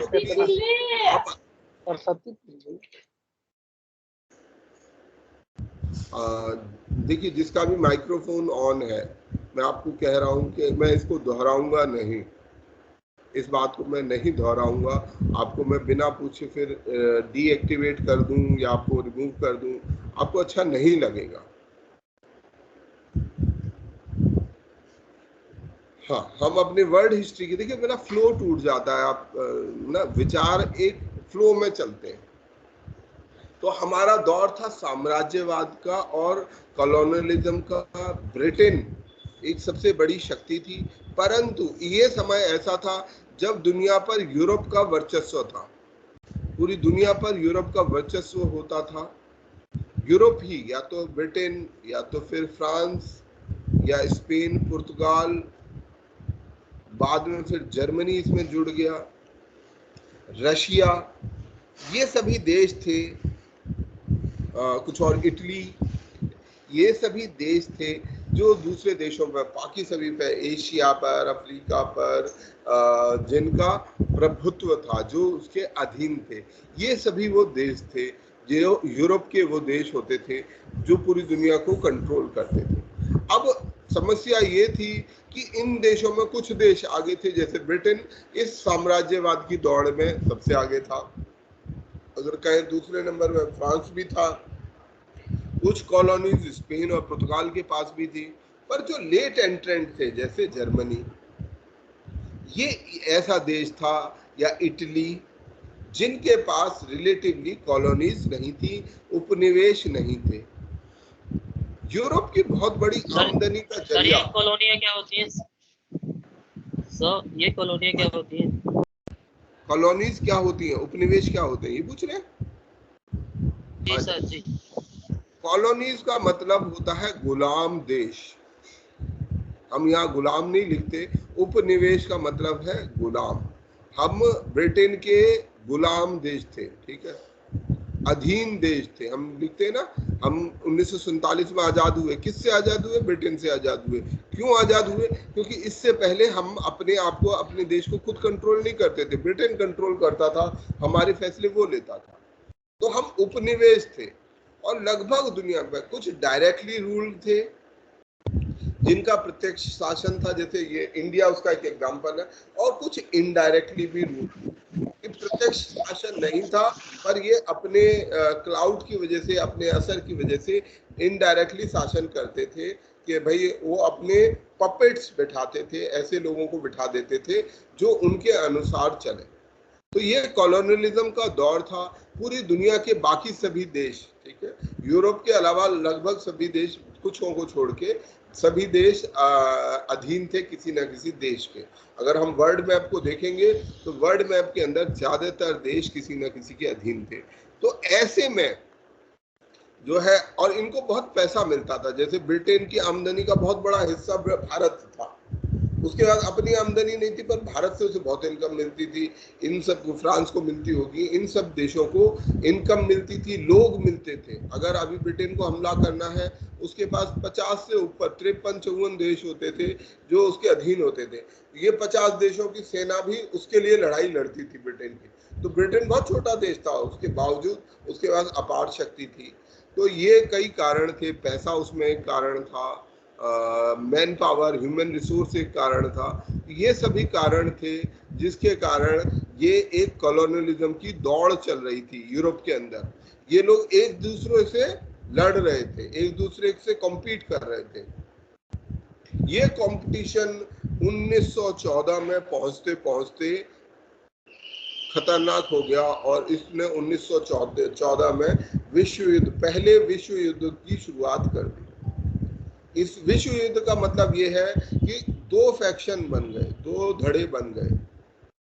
पूरी दुनिया के जितने भी देश हैं, बेसिकली इसमें धड़े बने यूरोप के देशों के ही, और क्योंकि बाकी दुनिया यूरोप के देशों के अधीन थी तो इसलिए वो दुनिया उसमें हो गई। दो धड़े बन गए, एक तरफ ब्रिटेन था, फ्रांस था, शायद स्पेन पुर्तगाल ये वाली लॉबी थी, और दूसरी तरफ जर्मनी था, इटली था। मैं पहले विश्व युद्ध की बात कर रहा हूँ। पहले जर्मनी नहीं होता था, उस समय ऑस्ट्रिया हंगरी बोलते थे, Austria Hungary, Austria German, Hungary भी शायद इधर ही था, मुझे एग्जैक्टली अभी याद नहीं है कि कौन कौन देश किस तरफ था। तो ये दुनिया दो धड़ों में बट गई, और इन्होंने, जर्मनी ने और बाकी देशों ने इस युद्ध को शुरू कर दिया। इन्होंने इस पे हमला किया, इसने, कुछ लोग इधर जुड़ गए। जैसे गांव में लड़ाई हो जाती है ना, बड़ी लड़ाई हो जाए तो गांव दो हिस्सों में बढ़ जाता है, कुछ लोग एक तरफ हो जाते हैं, कुछ लोग दूसरी तरफ, और सब आपस में एक दूसरे से लड़ने लग गए। अब ब्रिटेन जब लड़ने लगा तो ब्रिटेन अपने साथ में 50 देश और ले आया, फ्रांस अपने 20-30 देश जो भी होंगे उनको ले आया। तो ये आपस में एक तरीके का युद्ध इनके बीच में शुरू हो गया, और ये युद्ध बड़ा विध्वंसक था। इसमें बहुत सारे लोग मारे गए, बहुत सारा नुकसान हुआ।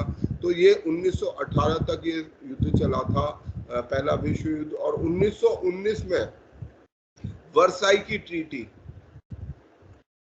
वर्साई जो है फ्रांस का एक शहर है वर्साई, उस शहर में एक संधि की गई, और जिस संधि में जो जीते हुए देश थे, ये लोग जो जीत गए थे, इन लोगों ने जो हारे हुए देश थे उनके ऊपर काफी टफ कंडीशन और अपमानजनक कंडीशन लगाई। बहुत सारा क्षेत्र छीन लिया, उनके ऊपर नियम लगा दिया कि ये कभी सेना नहीं रखेंगे, और तमाम तरीके की ऐसी चीजें लगा दी। तो ऐसे में विश्व युद्ध खत्म तो हो गया, पर जो टेंशन का दौर है, ठीक है, वो चलता रहा। लोगों में तमाम तरीके की समस्याएं चलती रहीं। जब ये टेंशन का दौर 1919 के बाद 1939 तक चलता रहा, इस 1939 के बीच में भी कई घटनाएं घटी। उन घटनाओं में एक घटना तो ये भी कह सकते हैं, एक महत्वपूर्ण घटना घटी, कम्युनिज्म की स्थापना। कम्युनिज्म इज हिंदी में साम्यवाद, जिसको हम कम्युनिस्ट बोलते हैं। कम्युनिज्म की स्थापना हुई 1919 में, नहीं 1917 या 18 में स्थापना तो उस तरह से हो गई थी। रशिया जो है, रशिया में जार को खत्म कर दिया गया, जो यहाँ का राजा होता था, और यहाँ पर साम्यवाद की, कम्युनिज्म की स्थापना हो गई। ये समय ऐसा था, ये जो समय था जिस समय जो वंचित तबका था, जो मजदूर तबका था, वो पहली बार एकजुट हुआ। अगर हम दुनिया के इतिहास को, मतलब जितना भी 2000, 4000, 5000 साल का इतिहास है, ये वो समय है, ये वो 20 साल है जब सबसे ज्यादा जो मजदूर तबका है वो जागृत हुआ। उसे ये एहसास हुआ कि ये जो दूसरा सेक्शन है वो हमारे को एक्सप्लॉइट कर रहा है, जो क्लास कैरेक्टर है, ठीक है, जो वर्ग संघर्ष है। तो वर्ग संघर्ष इस समय पर अपने सबसे ऊपर के उसमें आया, और कुछ हद तक ये वर्ग संघर्ष वायलेंट भी हुआ। जिस तरीके की थ्योरी को माना गया, मार्क्स की थ्योरी को, तो उसमें सबसे ताकतवर, उसमें पूरी दुनिया में, ना केवल रशिया में बल्कि पूरी दुनिया में, हर देश में जो मजदूर थे, इवन भारत में भी, हम जब भारत का इतिहास पढ़ेंगे तो वो मजदूर इकट्ठे होने लगे और वो बहुत महत्वपूर्ण शक्ति बन गए। मजदूरों को, वंचित वर्ग को अपने अधिकारों का एहसास होने लगा, और इन्हीं अधिकारों के एहसास के कारण रशिया में पहली बार एक साम्यवादी सरकार, एक ऐसी सरकार बनी जो मजदूरों के द्वारा तैयार की गई। इसमें कोई राजा नहीं होता था, कोई और तत्व नहीं था, इसमें मजदूरों के द्वारा की गई, और इसने ऐसे फैसले लिए जो उनके हिसाब से साम्यवाद, यानी कि बराबरी का एक समय ला सकते हैं, समाज में बराबरी को लाने का प्रयास कर सकते हैं। ऐसे एक राजनीतिक परिघटना, एक फिनोमेना शुरू हुआ साम्यवाद का। इसके अलावा साम्यवाद के बाद दूसरी जो इम्पोर्टेंट घटना घटी इस समय पर वो थी जर्मनी में और इटली में और कुछ अन्य देशों में फासीवाद की स्थापना, नाजिज्म या डिक्टेटरशिप की स्थापना।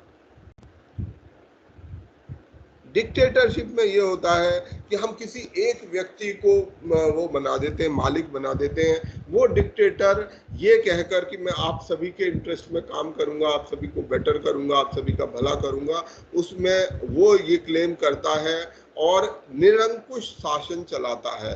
उसके ऊपर कोई कंट्रोल नहीं होता, वो जैसा मन आता है उस तरीके का शासन चलाता है। तो दूसरा फिनोमिना इस समय में शुरू हुआ नाजिज्म, नाजीवाद का या फासीवाद का, ठीक है। और जो देश का देश इस भाव में बहने लगा कि हाँ ये जो फासीवाद है, डिक्टेटरशिप ही हमारे उसका सॉल्यूशन हो सकता है। तीसरी बड़ी घटना जो है वो है इस समय पर 1919 से 1939 के बीच में ग्रेट डिप्रेशन। आर्थिक संकट पूरी दुनिया में आया। 1929 में ये संकट शुरू हुआ और 10 साल तक लगातार चलता रहा। लोगों की नौकरियां चली गई, लोगों के पास पैसा नहीं था, बहुत सारी फाइनेंशियल दिक्कत, देश के देश तबाह होने लगे। तो ऐसे ग्रेट डिप्रेशन में ने भी इस वर्ल्ड वॉर के लिए और साम्यवादी आंदोलन के लिए, डिक्टेटरशिप, फासीवाद के लिए जमीन तैयार की। और एक चौथा और इवेंट अगर मैं कहूँ कि एक देश है जिसको आज हम बहुत ज़्यादा जानते हैं पर इस समय इसको कोई बहुत ज़्यादा नहीं जानता था, उसका नाम है यूएसए। यूएसए, अमेरिका अपना एक अलग कॉन्टिनेंट में, नॉर्थ अमेरिका में, वो यूरोप की सारी कहानियों से अलग है। यूरोप में अपने आपस में लोग लड़ रहे हैं, नॉर्थ अमेरिका अपना चुपचाप डेवलपमेंट के लिए काम किए जा रहा है, अपने आर्थिक विकास के लिए काम किया जा रहा था और धीरे धीरे एक बड़ी आर्थिक शक्ति बन रहा था और पूंजीवादी विचार को, पूंजीवाद को स्थापित कर रहा था। एक चौथी बड़ी घटना है कि जो एक व्यवस्था होनी चाहिए जो पूंजी को बढ़ा सके। तो ये 1919 से 1939 तक का दौर है। क्योंकि संधि अब 1939 पर आ जाते हैं। 1939 में क्या हुआ कि जो जर्मनी था, हिटलर ने डिक्टेटरशिप की पॉलिसी अपनाई।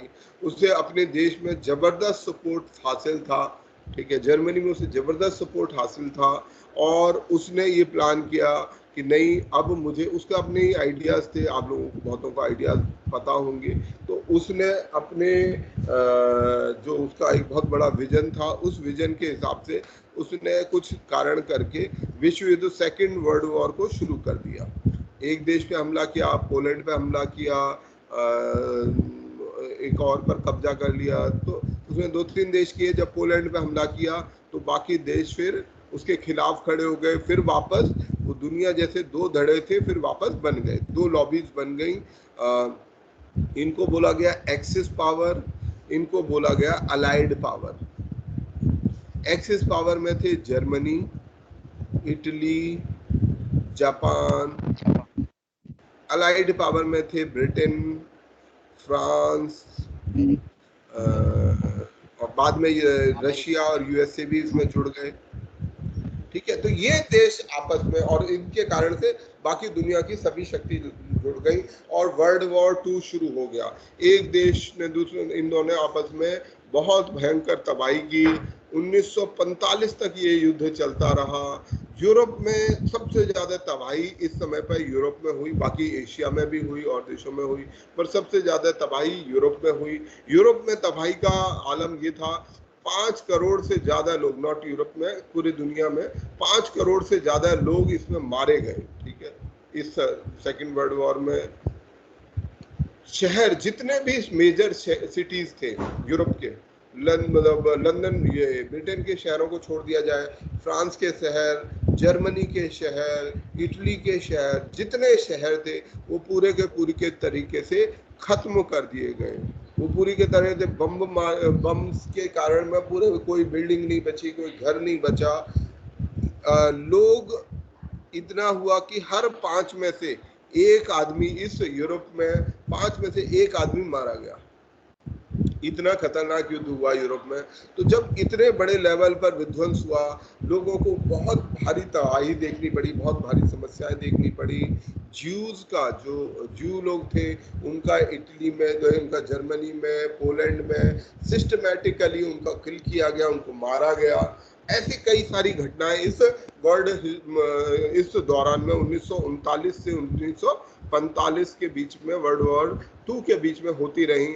और लोगों ने, जो यूरोप का तबका था, अमेरिका का जो तबका था, बाद में अमेरिका ने भी इसको ज्वाइन कर लिया था, उसने तौबा कर ली, युद्ध से तौबा कर ली। जब लोगों ने देखा यार हर घर में से एक आदमी मर रहा है, हम इतनी समस्या देख रहे हैं, हमें क्या करना है, दूसरा कोई हमारा उपनिवेश बनेगा या नहीं बनेगा। जर्मनी चाहता था कि मेरा ये बने, तो लोगों को लगा भाई जीवन होगा तभी तो कुछ बचेगा, अगर जीवन ही नहीं रहेगा तो क्या करेंगे हम दूसरे देश को गुलाम बनाकर। ये रियलाइजेशन हुआ और इस समय में ये एहसास हुआ कि भाई पीस कितना जरूरी है। पीस क्यों इतना जरूरी है कि भाई अगर पीस कितनी बड़ी दिक्कत लाता है, जिन चीजों के लिए लड़ रहे हैं इनका कोई मतलब नहीं है। तो जैसे हम किसी भी हिंसा में, किसी भी लड़ाई में देखते हैं कि अल्टीमेटली दोनों पक्ष हार मान लेते हैं कि अरे यार, इस कोई भी युद्ध होता है उसमें हम कह सकते हैं कि वो जीता वो हारा, पर एक्चुअली में दोनों ही हारते हैं। तो ये स्थिति इस युद्ध के दौरान पैदा हुई और इसी युद्ध ने यूनाइटेड नेशन पीस की मांग को मजबूत कर दिया कि हमें अब युद्ध नहीं चाहिए। एक और वो हो गया कि भाई अगर तीसरा विश्व युद्ध हो गया, ये दूसरा तो चलो किसी तरह से खत्म हो गया, अगर पहला हुआ है फिर 20 साल बाद दूसरा हो गया, अगर 10-20 साल में तीसरा हो गया तो क्या होगा, ये पूरी दुनिया ही खत्म हो जाएगी। तो इस कॉन्टेक्स्ट में हमें पीस को देखना चाहिए, इस कॉन्टेक्स्ट में यूनाइटेड नेशन को देखना चाहिए। हर आदमी को, हर थोड़े भी समझदार आदमी को ये बात समझ आ गई कि जिसको बहुत बेसिक भी समझ है कि युद्ध खतरनाक है, पीस हमें चाहिए, ठीक है, पीस कोई वो नहीं है, पर युद्ध हम किसी भी कीमत पे हमें युद्ध नहीं चाहिए। आज भी अगर आप यूरोप में वॉर की बात करोगे तो वो लोग आपकी पिटाई कर सकते हैं। जर्मनी में आप नाजिज्म की बात करोगे, जब वहां पर एक समय पे लोग वहां पर नाजिज्म, आज आप नाजी फ्लैग अगर वहां फैला दो जर्मनी में तो आपको सजा हो जाएगी। वो लोग इन सब चीजों से इतना नफरत करते हैं, पीस को इतना ज्यादा प्यार करते हैं, तो उन्हें लगता है कि शांति कितनी जरूरी है, क्योंकि उनकी मेमोरी में है, वो उन्होंने वो भुगता है। हमने शायद भारत में हमने वो उस तरीके से युद्ध भुगता नहीं। हमारे देश में ठीक है नॉर्थ ईस्टर्न रीजन में कुछ हुआ था, परंतु ज्यादा कुछ हमने भुगता नहीं। पर यहाँ पर लोगों ने सीधा वो भुगता, वो मुसीबतें देखी, उनके दादा परदादा मतलब जो भी उनके पूर्वज थे उन्होंने वो भुगता। तो इसलिए वो पीस को यूरोप के लोग, वेस्ट के लोग बहुत ज़्यादा वैल्यू करते हैं पीस को, और यही कारण बना यूनाइटेड नेशन की स्थापना के कि हम यूनाइटेड नेशन की स्थापना करते हैं और ऐसा सिस्टम बनाते हैं जिसमें सभी बराबर हों, सभी मानवों के अधिकार हों और दुनिया में परमानेंट पीस एस्टेब्लिश हो। इसके लिए इसीलिए वो प्रतिबद्ध थे। 1945 के बाद जो हालात पैदा हुए वो ऐसे हालात पैदा हुए कि 1945 में पहुंचते पहुंचते दो विचार, कम्युनिज्म और कैपिटलिज्म, ये दो विचार पूरी दुनिया में, जैसे मैंने बोला था कि जो ये समय था 1919 से लेकर 1939 तक, जब मजदूरों को, वंचित तबके को मजदूर बड़ी संख्या में इकट्ठे हुए और इनके इकट्ठे होने के कारण में, इनकी जागृति के कारण में कम्युनिज्म की स्थापना हुई। जब कम्युनिज्म की, साम्यवाद की स्थापना होने लगी तो साम्यवाद के कई सारे साइड इफेक्ट, कई सारे बुरे प्रभाव भी दिखाई देने लगे कि ये किस तरह से नुकसान दे सकता है। तो जो कैपिटलिज्म था, पूरी दुनिया दो हिस्सों में बंटने लग गई। कोई देश या तो कम्युनिस्ट होता था या तो फिर वो कैपिटलिस्ट होता था। ऐसे करके दुनिया बंटने लगी और इस बंटवारे ने कोल्ड वॉर की स्थापना करी। हम कल की क्लास में कोल्ड वॉर से आगे करेंगे कि कोल्ड वॉर क्या था और फिर वापस अपने यूनाइटेड नेशंस की ओर चलेंगे। तो ये कोल्ड वॉर तक की कहानी है, आप सबको पता होनी चाहिए। कोल्ड वॉर से आगे की भी कहानी हम पढ़ेंगे, कैसे ये कम्युनिज्म का दौर खत्म हुआ, किस तरह से हुआ। तो कल की क्लास में हम इस पर चर्चा करेंगे ताकि हम अपने एक हिस्टोरिकल कॉन्सेप्ट को बनाकर रखें। हमें हिस्ट्री पता होनी चाहिए। जब तक हमें इतिहास नहीं पता होगा हम इन सारे ऑर्गेनाइजेशंस को समझ नहीं पाएंगे। तो आज की क्लास हम यहीं समाप्त करते हैं। यदि किसी का कोई सवाल होगा सर, तो आप अपने सवाल को पूछो। Hello sir. सर मेरा एक क्वेश्चन था। हाँ बोलो। सर हमको छुट्टी लेना था, कल एग्जाम था, तो उसके लिए अर्जी कहाँ दे? वेबसाइट पर जाकर लीव रिक्वेस्ट खोज करो। स्टूडेंट कॉर्नर में लीव रिक्वेस्ट, सवाल पूछिएगा और एक ही सवाल में ले पाऊंगा। पूछिए सवाल। सर सर आप मुझे हाँ आवाज आ रही है, बोलिए। हिस्ट्री का जो बुक है सर, ये सर रिकॉर्डेड क्लास कहाँ पे मिलेगी सर? रिकॉर्डिंग क्लास वेबसाइट पर लिंक मिलेगा, वहीं से मिलेगी। लगभग सारी चीज के लिए आपको वेबसाइट पर ही जाना पड़ेगा। चलिए मैं आज की क्लास करता हूँ। आप लोग जो सवाल हो वो ऐसे पर्सनल सवाल आप मुझे व्हाट्सएप पर भेज सकते हैं। ठीक है, ठीक है। थैंक यू सर, आज बहुत अच्छा लगा सर आपके साथ पढ़कर। थैंक यू इसी सर। तरह so much. Thank you sir. Thank you sir. Sir आपका दिन अच्छा रहे। थैंक